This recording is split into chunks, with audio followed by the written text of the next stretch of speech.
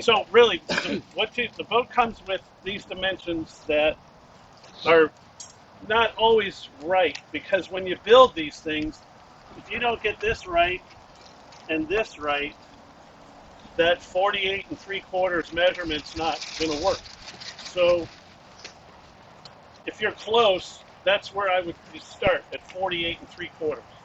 And then whatever this distance is back, this is just right over the center line of the hull and over the keel, and right to left is what matters. So 48 3/4, and then I made this little thing, this A-frame. It was real easy to make. So you go to Home Depot and you get 2 pieces of aluminum and you put them together, and then you drill a hole in the center. And I used a pop rivet. You could use a bolt. But the idea is that when they're together, they're perfect. When they're open, they're perfect. Okay, so everything is cut together exactly the same. If you look at the heel here and the point and all that kind of stuff. So this thing, whether it's forward or aft, is going to tell you where the mast is vertically to the gunnels. Now, if the gunnels are off, this isn't going to do anything about it. But anyhow, so the way it works is you just set it right here and kind of pinch it together, and you can see his mast is pretty good. So then what do? It's good here, but it's not straight. So you lay the boat over on its side and you sight the mast, and you make the top of the mast from the spreaders straight. So you've got everything in column. It's as simple as that. Now, let's talk about, it really doesn't matter where the mast is relative to the gunnel. It's where it is relative to the keel. So I didn't bring stuff to do it, but to set your boats up at home to make sure they're perfect is step ladder, plumb bob, string. Put the boat on a table and stand it there, and you plumb the mast to the keel. All right? When we used to do big boats, that's how we did it. There's nothing straighter than a string. So if you get the keel aligned with that string, then you set your mast aligned to the string and the keel. So the first thing you set up is the keel. You can't change it, but the boat will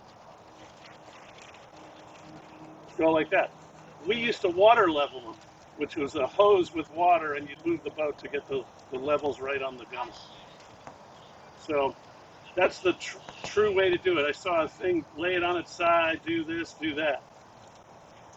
That will work, but you got to make sure that when the boat's laying on its side, it's on the same spot on the gunnel, and you got to make sure wherever you put that ruler on the floor, it's exactly the same, because there's no perfectly flat cement floor.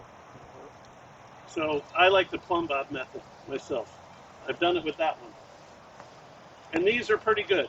This is as close as it gets. So when you get the boat and you're at home and you're tuning, tune before you come to the pond. It's going to blow 10. So put the boat on the table. The mast is straight. Now you want to know what the sails look like. So put your radio on, trim the sails in. Rule of thumb, the main boom goes right to this corner. That's as tight as it goes. If it's any more than that, it stalls the boat. It's not like, we don't have a traveler. Yeah, so Brent's in trouble. Look at his leech while we're sitting here talking. See how tight the leech is when he sheets in?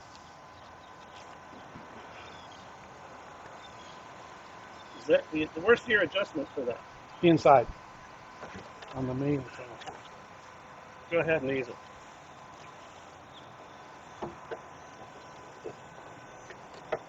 Our goal is to get the boat to steer itself. And when you get it right, the boat will follow the wind. You don't even need your thumb. All right, that's a lot better. So now, if the boat's laying on its side at home, those are the settings you want to do it. You don't want to do it in the wind, because the boat's static right now, and if the wind is pushing harder on this sail than it would be out on the water. So if you're home, lay it on its side, get your leech looking good. I like to go from here to here, get it vertical. So this is straight up and down, right there. So how do you do that? Little vang on. I'm trying to see which way this turns. So that's what I'm looking for here.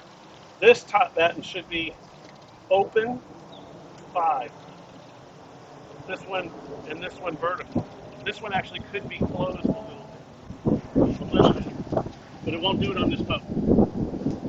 2 fingers, rule of thumb. This is not my fingers, but maybe Brent's.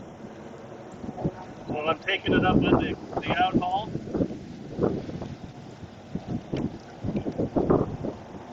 So that main doesn't look too bad. I think a little bit more bang.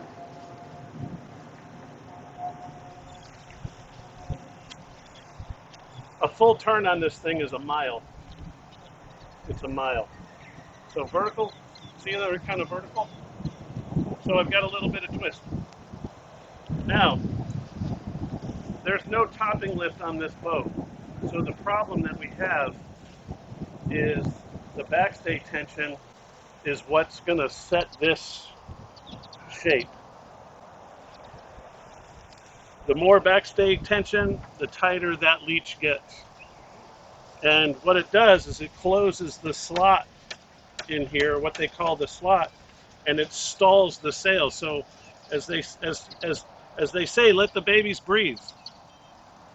So his backstay's a little bit light, but it's kind of funny that you tighten it up just a scotch, and it tightens it right up, and it's a strange thing. Halyard tension, you want 1/8 of an inch of play up and down. Do you have a ruler or a tape? Here. Let's check his 48 3/4.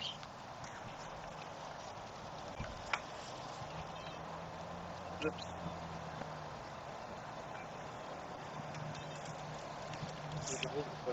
Yeah, just 48 3/4.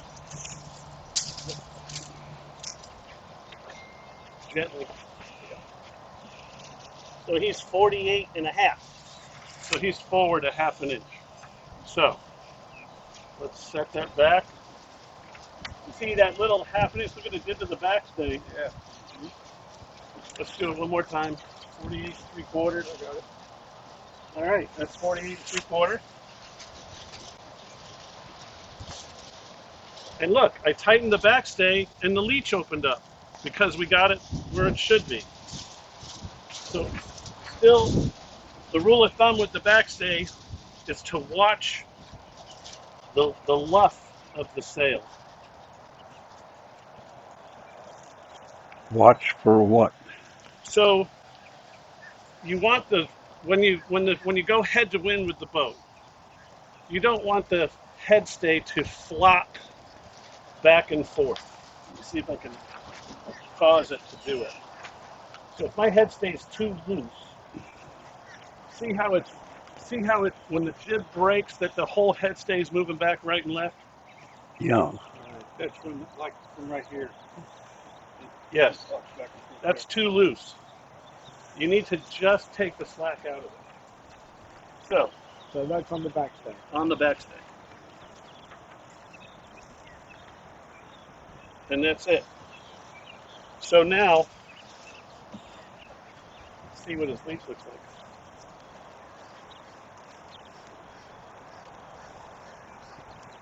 Where should that jib go to? We're getting there. It's like my jib goes too far inward too.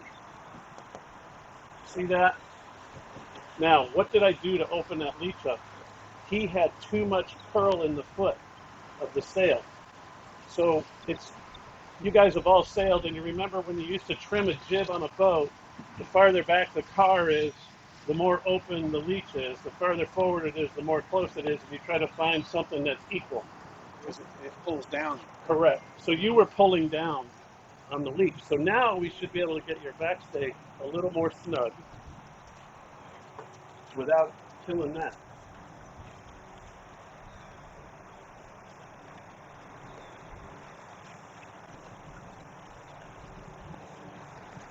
See, that's still too tight on the leaf.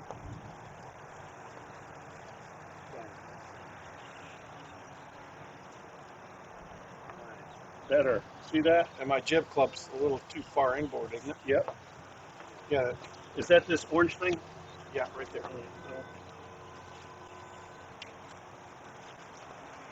So, in my mind, I'm right inside here, Oh, okay. okay? Again, We're talking about the slope. I was aiming for that. Yeah. Right. Right inside there. Yeah, Yeah. that's right there. Okay. So, that looks pretty good. Now, see the wind's blowing that leech open a little too much, so I'm happy to see that. I want to put a little bit on here. Let's see what happens now. Anyway, the top is not fluffing as much. Yeah, it's because of the backstage. The leech is too tight.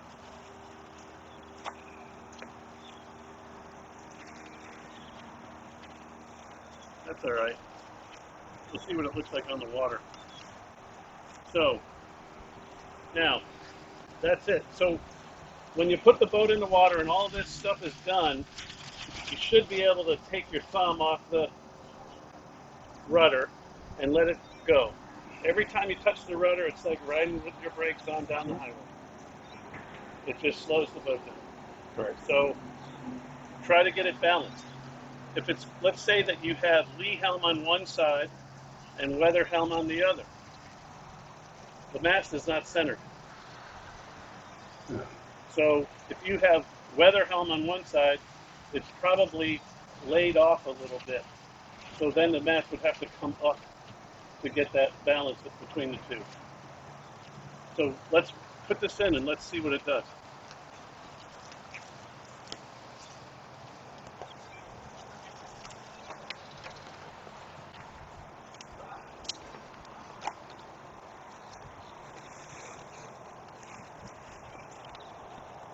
Well, you got your newfangled. Yeah. Look, cool. Keep it as well.